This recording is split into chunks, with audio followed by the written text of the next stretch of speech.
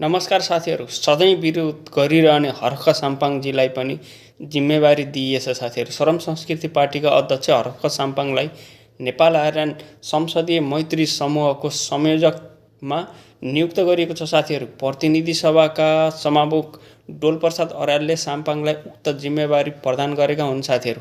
Nepal Ireland संसदीय मैत्री समूहले आयरल्यान्डको संसदसँग समन्वय गर्दै दुई देशबीच संसदीय संवाद, कूटनीतिक सम्बन्ध र विधायकी अनुभवको आदान प्रदानलाई थप सुदृढ बनाउने उद्देश्य राखेको छ साथीहरू। यस समूह मार्फत नेपाल र आयरल्यान्ड बीचको संसदीय सहकार्य, आपसी सम्बन्ध र लोकतान्त्रिक अभ्यासलाई अझ प्रभावशाली बनाउने अपेक्षा गरिएको छ साथीहरू।